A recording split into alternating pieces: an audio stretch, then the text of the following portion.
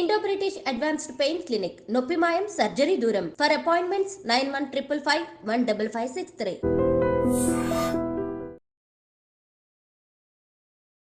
అందరికీ నమస్కారం. నేను Swaroopa Potlapalli. Welcome to I dream. Manchu ఫ్యామిలీలో తలెత్తిన విభేదాల మీద విపరీతంగా చర్చ నడుస్తోంది. ఒకవైపు సొసైటీలో, ఇంకొక వైపు సినిమా ఇండస్ట్రీలో ఎంతో గౌరవ మర్యాదలు, పేరు ప్రతిష్టలు ఉన్న మంచు ఫ్యామిలీ ఇప్పుడు పోలీసులు, కేసులు, హాస్పిటల్స్ చుట్టూ తిరగాల్సిన పరిస్థితి వచ్చింది. ప్రతి వ్యక్తి జీవితంలో టఫ్ సిచ్యుయేషన్స్ వస్తూనే ఉంటాయి. ఇప్పుడు మంచు ఫ్యామిలీ కూడా అలాంటి పరిస్థితులనే ఎదుర్కొంటోందా? ప్రస్తుతం నాతో పాటు ఆస్ట్రో సైకాలజిస్ట్ ఎస్వి నాగనాథ్ గారు ఉన్నారు. ఆయనతో మాట్లాడి అనేక విషయాలు తెలుసుకుందాం. నమస్తే నాగనాథ్ గారు. మీరు చూస్తూనే ఉన్నారు కదా, మంచు ఫ్యామిలీని మీరు ఫాలో అవుతూ ఉన్నారు. వాళ్ళ ఇంట్లో జరుగుతున్న గొడవలు అందరికీ తెలిసిందే. మీరు హారోస్కోప్ ని బేస్ చేసుకొని సైకాలజీని అనాలిసిస్ చేస్తూ ఉంటారు కదా, అసలు వాళ్ళ ఇంట్లో ఇప్పుడు చోటు చేసుకున్న పరిణామాలని మనం ఎలా చూడాలి? ఒక సేయింగ్ ఉంది ఇంగ్లీష్లో, learning without reflection, reflecting without learning అని. అంటే లెర్నింగ్ అంటే ఏంటి? మీరు ఒక టఫ్ సిచ్యువేషన్ నుంచి మీరు ఏం నేర్చుకున్నారు, లేదా మీరు ఏమైనా తప్పులు చేశారు, ఆ తప్పులు మళ్ళా రిపీట్ చేయకుండా మీరు ఏం చేయాలి? That is what you have to learn. ఈ లెర్నింగ్ ప్రాసెస్ అన్నది ఏంటంటే, మీరు జరిగిపోయిన ఇన్సిడెంట్లో మీ పాత్ర ఏంటి, మీరు గతంలో చేసిన దాని యొక్క కార్యాచరణ యొక్క పరిణామాలు మీకు వ్యతిరేకంగా ఎందుకు మారినాయి. మీరు చేసేటువంటి వ్యాపారం కావచ్చు, సినిమా రంగం కావచ్చు, లేకపోతే కుటుంబపరమైన విభేదాలు, ఆంతరంగిక సమస్యలు కూడా కావచ్చు. ఇవన్నీ కూడా మన పాత్ర ఏంటి as administrator of the family, మన రోల్ ఏంటి. ఎందుకంటే ఒక ఫాదర్ అనే వ్యక్తి ఒక administration, complete administration of the family ఫాదరే ఉంటాడు. సో ఏం నేర్చుకుంటున్నాం మనం? గతంలో ఇలాంటివి చాలా మిస్టేక్స్ జరిగినాయి. ఇంతకుముందర చాలా సందర్భాల్లో కూడా ఒక పెద్ద వివాదాలు ఏర్పడి మీడియా అంతా కూడా వీటి మీద చర్చ, ఒక వారం రోజులు చర్చలు పెట్టుంటే సందర్భాలు కోకల్లోనే. మరి రిఫ్లెక్టింగ్ ఏంటి? మీరు ఎట్లనో నేర్చుకోవట్లేదు. రిఫ్లెక్ట్ దేని వల్ల అవుతున్నారు మీరు? ఒక ఇన్సిడెంట్ అయిపోయిన తర్వాత దాన్ని మనము 1-4 సార్లు దాన్ని మనము ఇన్వెస్టిగేషన్ చేసి దాన్ని లోతుగా పరిశీలించి ఆ రిఫ్లెక్షన్ అయిన తర్వాత కూడా చాలామంది నేర్చుకోరండి. You know what is wrong, where it went wrong, and what is your contribution as a person administration of the family. You know the fact, but you don't want to learn. You always think that I am the authority, I am the superior, whatever I do is right. ఈ reflection నుండి learning లేకపోయినా, learning నుండి reflection లేకపోయినా దాన్ని ఏమంటారంటే narcissistic trait అంటారు. అంటే ఏంటి? I'm right, I'm the boss, I'm the authority, నాకు నువ్వు చెప్పడం ఏంటి అనేటువంటి ధోరణి జీవితంలో మీరు ఎన్ని సందర్భాల్లో మీరు కింద పడి లేచి దెబ్బలు తిని రకరకాల వివాదాలు, అందులో మోస్ట్ ఆఫ్ ద కాంట్రవర్సీస్ వీళ్ళ ఫ్యామిలీలో చూడండి వర్బల్ నాన్ సెన్సే ఉంటుంది. అటు మంచు విష్ణు చేసిన, మంచు మోహన్ బాబు చేసిన, వీళ్ళిద్దరే మీరు చూడండి, వీళ్ళ స్టేట్మెంట్స్ని ఎక్కువగా మీకు సోషల్ మీడియాలో విపరీతంగా ట్రోల్ చేశారు. అంటే భూత భవిష్యత్తు వర్తమాన కాలానికి సంబంధం లేనటువంటి పదాలన్నీ, స్టేట్మెంట్లన్నీ ఇస్తారు వీళ్ళు. అంటే వర్తమానంలో ఉండి ఎప్పుడో గతంలో విషయాన్ని రిలేట్ చేయలేరు, వర్తమానంలో ఉండి ఫ్యూచర్లో వాళ్ళు చేయబోయే ప్రణాళికని రిలేట్ చేయలేరు. అంటే రిలేటివిటీ ఉండదు వీళ్ళు మాట్లాడుతున్నప్పుడు. మీరు రిలేటివిటీ లేని కమ్యూనికేషన్ని మీరు ఒక ప్రెస్ కాన్ఫరెన్స్లో మాట్లాడుతూ ఏం మాట్లాడాలో తెలియక లాస్ట్కి అటు తిప్పిటి వచ్చి నేను ఒక లెజెండ్ని, లేదా నేను ఒక తోప్ని, నేను ఒక తురుం ఖాన్ అనేటువంటి ఒక కన్క్లూజన్కి రావడం అన్నది, ఇది చాలామంది మనోభావాలు దెబ్బతీసింది. హానెస్ట్లీ చాలామందివి మనోభావాలు దెబ్బతీసింది. ఆ దెబ్బతీయడం వల్ల ఇవాళ వీళ్ళ ఫ్యామిలీలో చూడండి, వాళ్ళ ఫ్యామిలీలో కూడా గ్రూప్ చేశారు. మెయిన్ మంచు విష్ణుని కానీ మోహన్ బాబుని సపరేట్ చేసి, అటు మంచు లక్ష్మిని సాఫ్ట్ కార్నర్ ఉంది, మనోజ్కి ఎట్లనా సాఫ్ట్ కార్నర్ ఉంది. మనోజ్కి డైరెక్ట్ సపోర్ట్ వాళ్ళ సిస్టర్దే ఉంది, లక్ష్మిది. సో ఒక discrimination of family is highly, it leads to chaotic atmosphere. అంటే వీళ్ళ ఇంట్లోనే వీళ్ళ తరగతులు తయారు చేసుకొని, ఈ తరగతుల్లో నుంచి వీళ్ళు డివైడ్ అయిపోయి ఒక్కొక్కళ్ళు ఒక్కొక్క గ్రూప్ లాగా మారిపోయారంటే ఆ ఇంటి అడ్మినిస్ట్రేషన్ ఎట్లా అని చెప్పండి.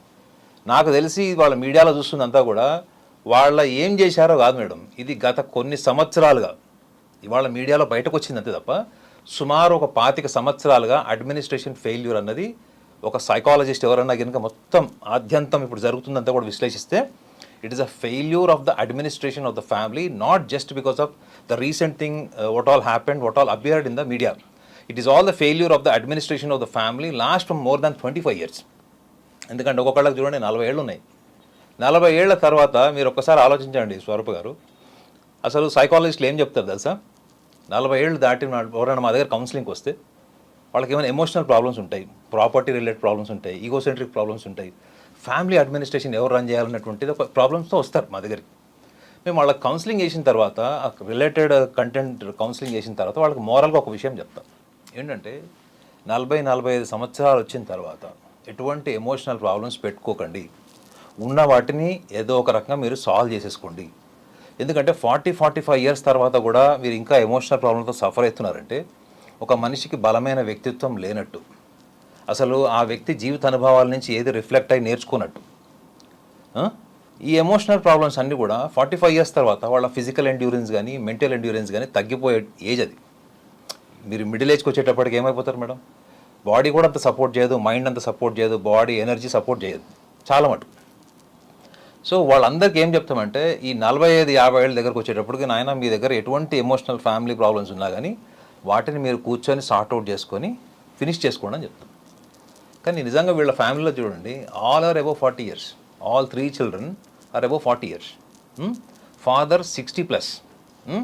ఈరోజు వాళ్ళందరూ కొట్టుకునే స్టేజ్కి వచ్చి ఒక ఫాదర్ని కొట్టేసేటువంటి స్టేజ్ వచ్చింది అంటే it is finished, unrecoverable state. It is called unrecoverable state. అంటే ఇది ఒక పోస్ట్ ట్రామాటిక్. నిజంగానే ఇప్పుడు మోహన్ బాబు గారు ఎవరైతే ఇప్పుడు హాస్పిటల్లో ఉన్నారో అది ఒకవేళ జెన్యున్ స్టోరీ అయితే, అంటే అదే కథ ఆద్యంతం ఏదైతే బయటకు వచ్చిందో అది నిజమే అయితే ఆయన మళ్ళీ రికవర్ కాడు. కాకపోతే ఆయనకు బేసికల్గా సొసైటీ అంటే పెద్ద రెస్పెక్ట్ వాల్యూ ఉన్నట్టు ఎక్కడ కూడా ఆయన స్టేట్మెంట్స్ ఎక్కడ కనపడవు. చాలా షుగర్ కోటెడ్ యాటిట్యూడ్ ఉంటుంది కాబట్టి సో ఆయన ఇవన్నీ ఏముందిలే అని దులిపేసుకొని మళ్ళీ రేపు పొద్దున సభ్య సమాజంలో మళ్ళీ మైక్ ముందర రాగానే మళ్ళీ అదే యాటిట్యూడ్ అదే అరెగెన్స్తో మాట్లాడేటువంటి అవకాశాలు కూడా లేకపోవచ్చు, గ్యారంటీ లేదు. సో నా అబ్జర్వేషన్ ఏంటంటే ఇది ఒక ఇన్సిడెంట్ ఒక స్కూల్ వల్లనో లేకపోతే బిజినెస్ అడ్మినిస్ట్రేషన్ వల్లనో ప్రాపర్టీ వల్ల వచ్చిందైతే కాదు మేడం.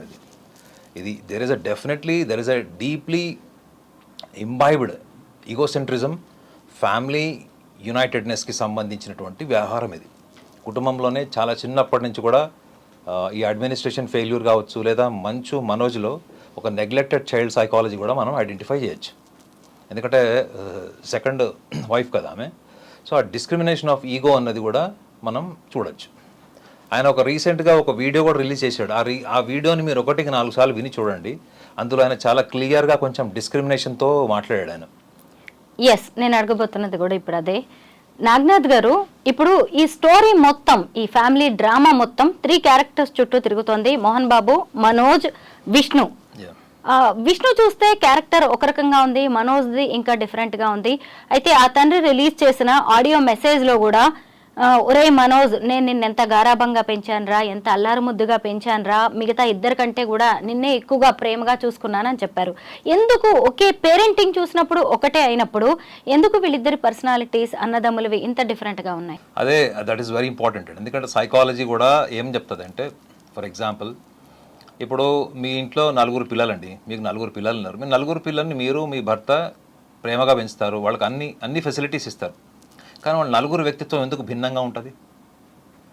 ఒకళ్ళు షార్ట్ టెంపర్డ్ ఉంటారు, ఒకళ్ళు స్మార్ట్ ఉంటారు, ఒకళ్ళు అగ్రెసివ్ ఉంటారు, ఒకళ్ళు యారగెంట్ ఉంటారు, ఇంట్రోవర్ట్స్ ఉంటారు. ఎందుకు అంటే బై బర్త్ ఒక నేచర్ ఉంటుంది, పుట్టుకతోని ఒక స్వభావం వస్తుంది. దాన్ని సైకాలజీలో నేచర్ అంటారు. మీ పెంపకంని నర్చర్ అంటారు. So nature by birth can influence and modify the individual's personality for the betterment of life. ఇది సైకాలజీ చెప్తుంది. ఆస్ట్రాలజీలో కూడా బై బర్త్ ఒక నేచర్ ఉంటుంది మేడం. ప్రతి హారోస్కోప్కి కూడా ఒక సిగ్నిఫికెంట్ క్యారెక్టర్స్ ఉంటాయి, నేచర్ ఉంటుంది. అది పుట్టుకతోనే వస్తుంది, గర్భసంచిలో ఉన్నప్పుడే ఆ లక్షణాలు ఉంటాయి వాళ్ళకి. ఆ శిశు జన్మం టైంలో గర్భసంచిలో నుంచి శిశు జన్మం జరిగేటప్పటికీ వాళ్ళకి ఒక స్వభావం ఉంటుంది అని జ్యోతిష శాస్త్రం ఎప్పుడో చెప్పింది. కాబట్టి మన దగ్గర స్వభావాలు, పర్సనాలిటీస్, వ్యక్తిత్వం, వాళ్ళ వీక్నెసెస్ గురించి మాట్లాడితే ఎవరు విన్నారు కదా, నువ్వేది మాకు చెప్పేది అనుకుంటారు. కాబట్టి ఆ కోణాన్ని చాలామంది నెగ్లెక్ట్ చేశారు. ఇప్పుడు మీరు అన్నారు కదా, వీళ్ళలో మంచు విష్ణు హారోస్కోప్ కూడా నా దగ్గర ఉంది, మంచు మనోజ్ హారోస్కోప్ ఉంది, లక్ష్మీది ఉంది, మోహన్ బాబు కూడా ఉంది. సో మంచు విష్ణుని చూస్తే మాత్రం ఆయన is a very dispassionate and ఈ ల్యాక్ ఎమోషన్స్. అంటే పర్సనాలిటీ వైజ్ అతని డేట్ ఆఫ్ బర్త్ని తీసుకొని అని హారోస్కోప్ అనాలిసిస్ చేసినా కానీ అతనికి ఏంటంటే ఎమోషనల్ కాదు, is a very smart guy. ఇంకొకటి ఏంటంటే చాలా ఎంతూజియాస్టిక్గా, యాక్టివ్గా, చియర్ఫుల్గా ఉండేవాడు. So talent point of view చూస్తే మాత్రం ఎన్విరాన్మెంట్లో ఉన్న రీసోర్సెస్ని వాడుకోవడం తప్ప తను ఒక ఎన్విరాన్మెంట్కి రీసోర్స్ కాలేడు. మీరు ఉన్న ఫెసిలిటీస్ని వాడుకుంటున్నారా, మీరు ఒక ఫెసిలిటీని క్రియేట్ చేస్తున్నారా? ఈ 2 యాంగిల్స్ ఆఫ్ పర్సనాలిటీస్ ఉంటాయి. సో నాకు తెలిసి ఈ లక్షణం వాళ్ళ ఫాదర్ నుంచి అతను నేర్చుకున్నాడని నాకు అనిపిస్తుంది. అంటే తన టాలెంట్ కంటే మించి గుర్తింపు సంపాదించాలి అంటే తన చుట్టుపక్కల వాళ్ళు కూడా అంత టాలెంటెడ్ ఉండాలి. వాళ్ళని మనం వాడుకొని మనకంటూ ఒక ఐడెంటిటీ క్రియేట్ చేసుకున్నాం. You have to be very smart. అందరికీ రాదండి, దాన్ని డిపెండెంట్ ఇంటెలిజెన్స్ అంటారు. అది మోహన్ బాబులో చాలా కనిపిస్తుంది, మోహన్ బాబు పర్సనాలిటీలో. ఎందుకంటే నా హారోస్కోప్ కూడా నేను చూశాను, జన్మ రాశి నక్షత్రం అన్నీ ఉన్నాయి. కాకపోతే మీకు టెక్నికల్గా చెప్తే అర్థం కాదు కాబట్టి నేను అందులో ఉన్నప్పుడు ఎసెన్స్ మీకు చెప్తున్నాను. సో మనోజ్ దగ్గరకు వచ్చేటప్పటికి ఏంటంటే మనోజ్ ఈజ్ వెరీ ఎమోషనల్. ఆయన డేట్ ఆఫ్ బర్త్లో పుట్టిన వాళ్ళు మీరు ఎవరన్నా చూడండి, ఆయనలో 2 మైనస్ పాయింట్స్ ఉన్నాయి, 2 ప్లస్ పాయింట్స్ కూడా ఉన్నాయి. మైనస్ పాయింట్స్ ఏంటంటే ఆయన ఈజ్ అ రెబెలియస్. అంటే దేనికైనా అతను తిరగబడతాడు. అంటే పోటీతత్వం ఉంది, ఫైట్ చేస్తాడు. ఎన్నిసార్లు కింద పడినా కానీ లేచి నుంచొని ఫైట్ చేసేటప్పుడు అంటే ఒక పోటీ పటిమ ఉంది, అదొకటి. రెండోది ఈజ్ వెరీ షార్ట్ టెంపర్డ్. అర్థమైందా? షార్ట్ టెంపర్డ్నెస్ అంటే ఏంటంటే మీరు ఎవరైనా ప్రొవోక్ చేశారనుకోండి madam, if you are short tempered, మిమ్మల్ని ఈజీగా ప్రొవోక్ చేసి మిమ్మల్ని రెచ్చగొట్టి మీకు మీకు మీకు తెలియని స్థాయికి మీలో ఆవేశాన్ని క్రియేట్ చేయొచ్చు if you are short tempered. ఆ షార్ట్ టెంపర్డ్నెస్లో మీరు ఏమైనా చేయొచ్చు, తర్వాత మీరు రిపెంట్ కూడా కావచ్చు. సో మంచు మనోజ్లో ఉన్నటువంటి ఒక లక్షణం ఏంటంటే he will get in to this kind of short tempered attitude, get in to actions. Later on he will repent or he may compromise for the welfare of the family. ఈ 2 angles ఉంటాయి. ఇవి ఆయనలో ఉన్నటువంటి negative attitudes. Positive strengths అంటే దాన్ని ఏమంటారు అంటే determination. You can say it determination and if highly family oriented. పైకి అట్లా కనిపిస్తున్నాడు, అంత చేస్తున్నాడా? నాకు తెలిసి వాళ్ళ మొత్తం నలుగురిలో highly family oriented, very genuine emotions అంటే లక్ష్మి అండ్ మనోజ్. వాళ్ళ హారోస్కోప్ ప్రకారం ఇది వాళ్ళ ఎక్స్టర్నల్ పర్సనాలిటీ, వాళ్ళ మీడియా ముందు సమావేశాలు చూసి నేను చెప్పట్లేదు. ఇది imbibed nature in the horoscope. ఏంటంటే వీళ్ళిద్దరు హైలీ ఫ్యామిలీ ఓరియంటెడ్. వాళ్ళు ఎప్పుడైనా సందర్భం వస్తే ఫ్యామిలీ కోసం నుంచుంటారు, irrespective of the condition and circumstances వాళ్ళు నుంచుంటారు వాళ్ళు. కానీ మనోజ్కి ఏంటంటే he doesn't know how to articulate himself during his temperamental time. So ఈ టెంపరమెంటల్ ఇష్యూస్ ఉన్న వాళ్ళు చాలా సందర్భాల్లో వాళ్ళకి విలువైంది కూడా పోగొట్టుకుంటారు వాళ్ళు. అంటే ఆ చిన్న సెన్సిటివ్ నేచర్ కావచ్చు, ఆ టైంలో వాళ్ళకి ఈగోసెంట్రిజం వల్ల కావచ్చు, ఆ టైంలో వాళ్ళకి ఏం దోస్తే అది కరెక్ట్ అనమాట. ఈ టైంలో నేను ఏమనుకుంటే నాకు అది కరెక్ట్, ఇప్పుడు నేను నమ్మిన సిద్ధాంతం కోసం నేను ఫైట్ చేస్తా, వార్ చేస్తా అనేటువంటి టెంపర్మెంట్లోకి వెళ్ళిపోయినప్పుడు. సో ఇలాంటి వాళ్ళని నిజంగా మోహన్ బాబు లాంటి వ్యక్తి సాఫ్ట్గా ఇంటలెక్చువల్గా డీల్ చేయాలి తప్ప నేను నిన్ను మీరు అన్నారు చూడండి, నేను నిన్ను పోషించాను, ఇంత ఎవరి కోసం పోషిస్తారండి? నీ మొదటి భార్య చనిపోయింది, రెండో పెళ్ళి ఎందుకు చేసుకున్నావు మరి అలాంటప్పుడు? ఇప్పుడు ప్రాక్టికల్గా రా మెటీరియల్ క్వశ్చన్స్ అడిగితే నువ్వు ఎందుకు చేసుకున్నావు? నీకు ఒక ఎమోషనల్ బాండేజ్ కావాలి కాబట్టి, నీ ఫ్యామిలీలో నీ పిల్లల్ని చూసుకోవడం, అప్పటికే 2 పిల్లల్ని చూసుకోవాలి కాబట్టి నువ్వు పెళ్లి చేసుకున్నావు. నువ్వు మెహర్బానీ చేసినట్టు ఎందుకు మాట్లాడతావు నాకు అర్థం కాదు. ఇది మోహన్ బాబే కాదండి, చాలామంది పేరెంట్స్ మా దగ్గరకు వచ్చినప్పుడు నేను వాడిని పెంచానండి, పోషించానండి ఇవన్నీ చెప్తాడు. నువ్వు పిల్లల్ని కనకపోతే సమాజం నేనేమంటుంది? నీకు పిల్లలు లేరనుకోండి, మగవాడిని ఏమంటుంది? ఒక్కొక్క స్టేట్మెంట్ ఉంటుంది, నేను చెప్పడం ఇష్టం లేదు. అదే ఆడవాళ్ళు పెళ్లి చేసుకున్న వాళ్ళు పిల్లలు లేదనుకోండి, వాళ్ళు ఈ వ్రతాలు నోములు సభ్య సమాజంలో వాళ్ళని పోతే వాళ్ళు ఎట్లా ట్రీట్ చేస్తారు? సో వీళ్ళు మెహర్బానీ చేసినట్టు మాట్లాడతారు చూడండి. నిజంగా వీళ్ళు deep inside they are terribly suffered with egocentrism and arrogance. వాళ్ళు ఏం మాట్లాడుతున్నారు అన్నప్పుడు వాళ్ళ భావావేశము, ఆ సెల్ఫ్ పిట్టి ఉంటుంది చూడండి. నా ఈగో బ్లాస్ట్ అయ్యే వరకు నేను ఒక రకంగా ఉంటాను, ఇక ఈగో బ్లాస్ట్ అయింది, వర్కౌట్ కావట్లేదు, రిజల్ట్స్ రావట్లేదు, అలాంటప్పుడు సెల్ఫ్ పిట్టిలోకి వెళ్తాను. అంటే నేను నీకు ఇది చేశాను రా, నేను అది చేశాను, నేను కష్టపడి పైకి వచ్చాను, నీకు ఏం తక్కువ చేశాను, సెల్ఫ్ పిట్టి, సానుభూతి లక్షణాలు అనమాట. నేనైతే కాన్ఫిడెంట్గా చెప్తా ఏంటంటే మంచు మనోజ్ ఎప్పటికీ ఆ ఫ్యామిలీతో కలవడు. ఎందుకు అంటే ఆలోచించుకోండి, ఒక స్మార్ట్నెస్ ఉన్నటువంటి brother, terrible egoism and beyond ఎబిలిటీకి మించినటువంటి మాటలు, ఎబిలిటీకి మించినటువంటి పర్సనాలిటీ అనే వ్యక్తి ఏమన్నా అయ్యుండొచ్చు. కానీ ఆయన సభ్య సమాజంలో ఎన్నిసార్లు మాట్లాడినా కానీ సమాజానికి చిరాకు పుట్టేలాగా మాట్లాడిపోయడం, తనకు సెల్ఫ్ డిక్లరేషన్ అనమాట, సెల్ఫ్ ప్రొక్లైమ్డ్ లెజెండ్గా తను చెప్పుకోవడము. నిజంగా చెప్పాలంటే అసలు మీరు ఒకసారి ఆలోచించండి మేడం, వజ్రోత్సవం జరిగింది తెలుసు కదా మీకు, ఫిలిం ఇండస్ట్రీ వజ్రోత్సవం జరిగినప్పుడు ఆయన చేసినటువంటిది ఎంతమందిని ఇప్పటికి కూడా మర్చిపోకుండా చేసింది. సో మోహన్ బాబు గారి పర్సనాలిటీలో ఏంటంటే ఆయన హైపర్ సెన్సిటివ్ అండి. ఈగోయిజం వెనక హైపర్ సెన్సిటివిటీ కూడా ఉంటుంది. ఈ హైపర్ సెన్సిటివ్ ఉన్నవాళ్ళు మిమ్మల్ని ప్రేమిస్తే కూడా పిచ్చోళ్ళగా ప్రేమిస్తారు. మీ మీద కోపం వచ్చింది, అనుమానం వచ్చింది అనుకోండి, ఈక్వల్గా వైలెంట్గా అవుతారు. కేరింగ్ ఎక్స్ట్రీమ్స్ ఉంటాయి, వెండెక్టివ్నెస్, రివెంజ్ కూడా వెనకబడి రివెంజ్ తీసుకుంటారు వీళ్ళు. ఎక్స్ట్రీమ్స్ అనమాట. అది psychological. Love is psychological, hatred is also psychological. So ఇట్లాంటి వాళ్ళు అధికారంలో ఉన్నప్పుడు, వాళ్ళు ఒక అడ్మినిస్ట్రేషన్ పవర్లో ఉన్నప్పుడు దాన్ని మిస్యూజ్ చేసుకుంటారు బికాస్ ఆఫ్ హైపర్ సెన్సిటివ్. వీళ్ళకి పక్షపాతం ఉంటుంది. వీళ్ళకి భజన చేసే వాళ్ళకు ఒక అడ్మినిస్ట్రేషన్ ఉంటుంది. వీళ్ళని ఎవరైనా రాడికల్గా క్వశ్చన్ వేసినా, ఫ్యాక్ట్స్ మాట్లాడినా, లేదా మీకు ఇండివిజువాలిటీ ఉందనుకోండి, మిమ్మల్ని ఇరాడికేట్ చేసేటువంటి లక్షణాలు కూడా ఈ మోహన్ బాబు గారి పర్సనాలిటీలో ఉంటాయి. ఇది ఇంబైబ్డ్ ఉంటాయి ఇవి.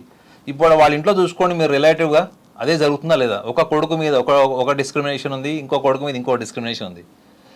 ఇట్లా ఉన్నప్పుడు ఆ ఫ్యామిలీ అడ్మినిస్ట్రేషన్ అంతా కూడా ఈయన అనుభవము, ఈయన ప్రజలకు చెప్పేటువంటి క్రమశిక్షణ, ఈయన ఆరాధ్య దైవం అనేటువంటి రామారావు గారు, దాసనారాయణరావు గారు, వీళ్ళందరూ ఎలా ఉన్నారు అసలు? ఈ రోజు కూడా రామారావు గారి కుటుంబంలో ఎవరైనా రామారావు గారికి వ్యతిరేకంగా ఇవాళ మాట్లాడతారు వచ్చి?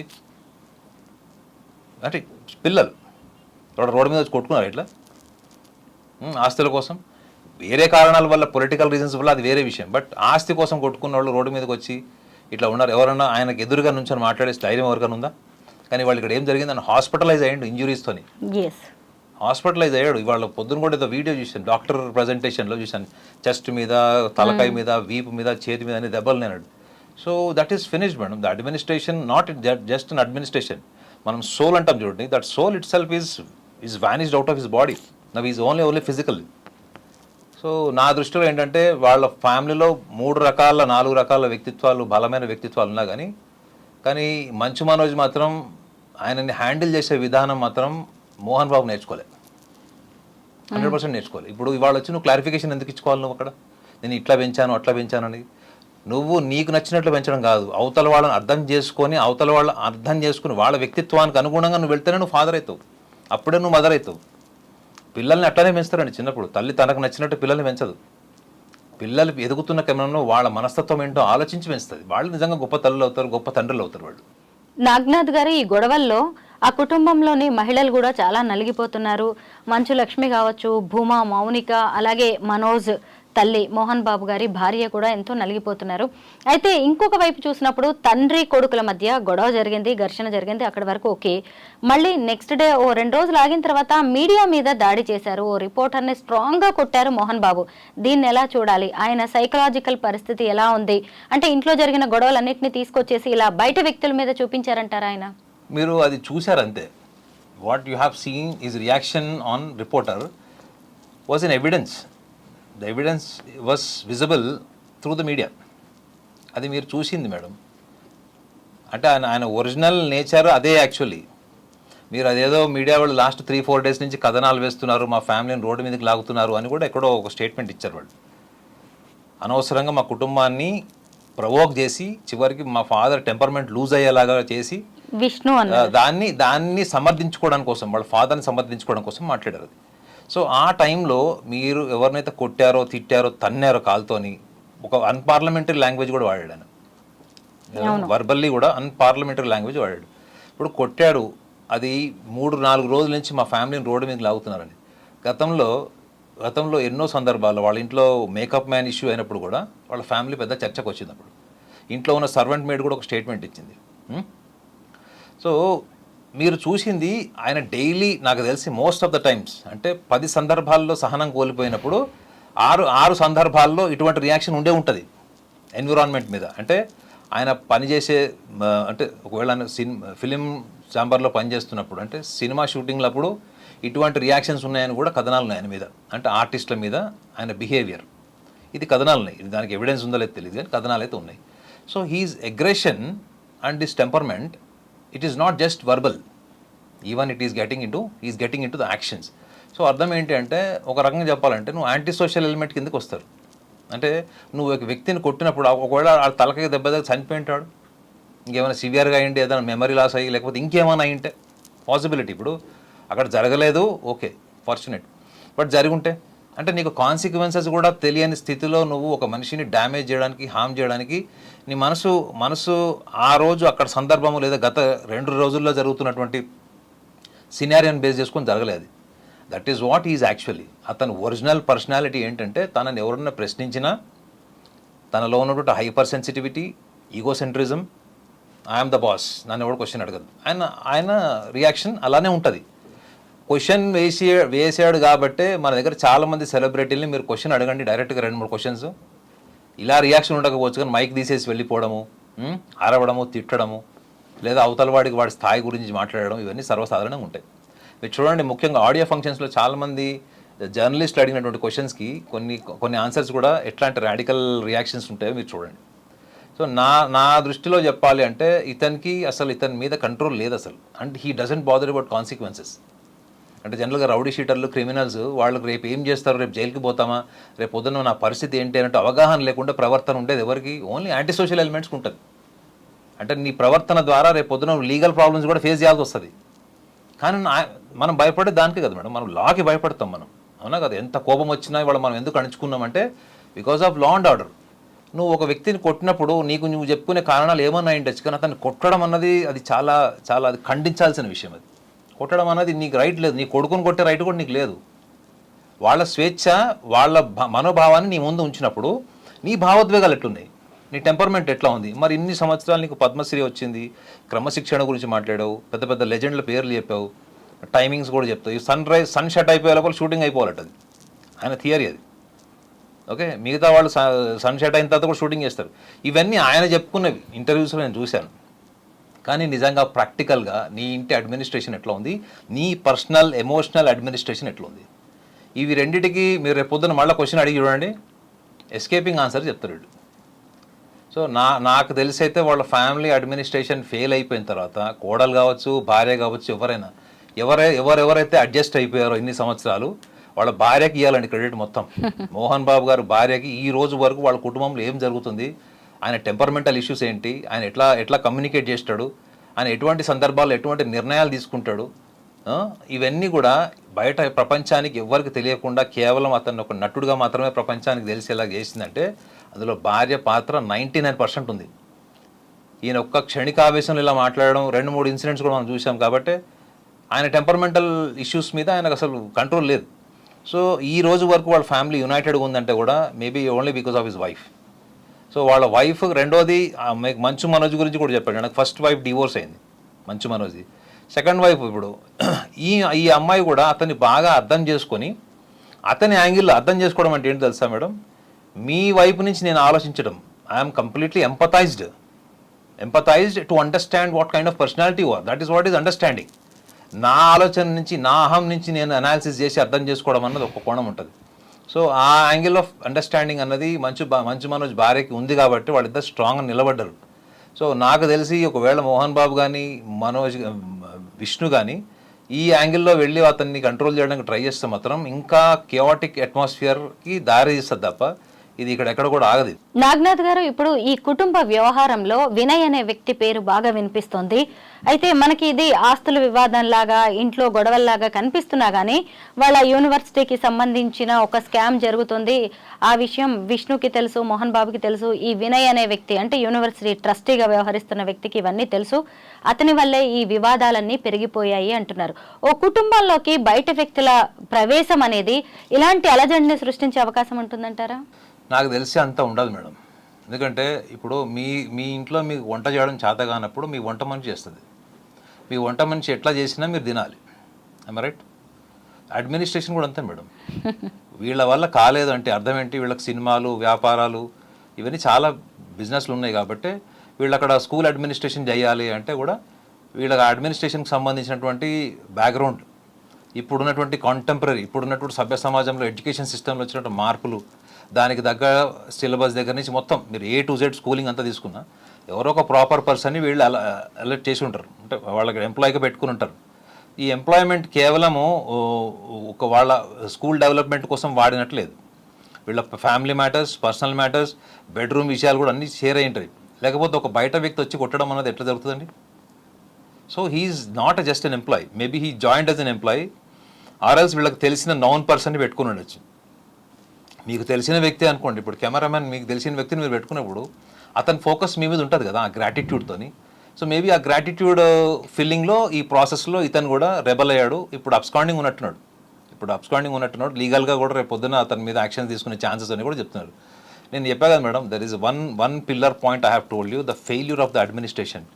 ఈ failure of administration, family, business, whatever it is, ఈ ఇన్ని అడ్మినిస్ట్రేషన్ ఫెయిల్యూర్స్కి కారణం ఎవరు అన్నది మీ ప్రేక్షకులు చెప్పాలి. బ్యాక్ బోన్ పిల్లర్, ఈ బిల్డింగ్ పిల్లర్ల మీద నిలబడుతుంది మేడం.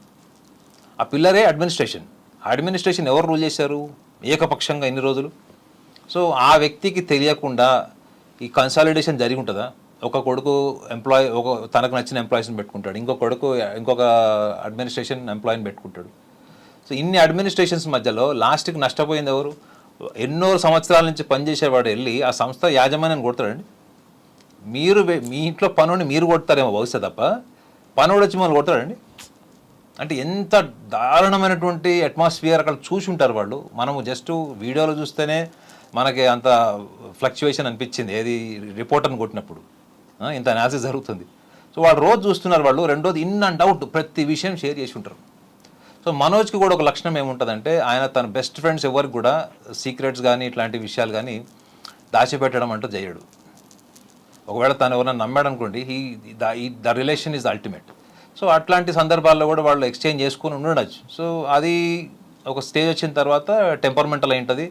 ఇట్లా కూడా అయిండొచ్చు, మోహన్ బాబుకి అడ్మినిస్ట్రేషన్ ఎంప్లాయీస్ కూడా నచ్చకపోయి ఉండొచ్చు, ఫేవరిజం, వీళ్ళు నాకు ఫేవర్ చేయట్లేదు అనేది కూడా అయిండొచ్చు, వివాదాస్పదం ఉన్నట్టు కామెంట్స్ చేసి ఉండొచ్చు, కొట్టి కూడా ఉండొచ్చు, ఎవరికి తెలుసు. గతంలో జరిగిందంతానే ఇప్పుడు రియాక్షన్ చూసినట్టు మీకు అనిపించలేదా? ఇన్ని రోజుల హెరాస్మెంట్ అవుట్పుటే ఇవాళ మ్యాన్ హ్యాండ్లింగ్ అయింది. సో ఇవాళ సానుభూతి ఏంటంటే రేపు కొత్త వాడిని బలిపశువుని చేశారని అంటున్నారు.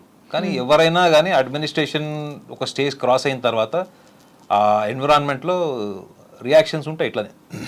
ప్రస్తుతం మోహన్ బాబు గారికి హాస్పిటల్లో ట్రీట్మెంట్ నడుస్తోంది. త్వరలోనే ఆయన ఆరోగ్యవంతంగా బయటికి రావాలని మనం అందరం కోరుకుందాం.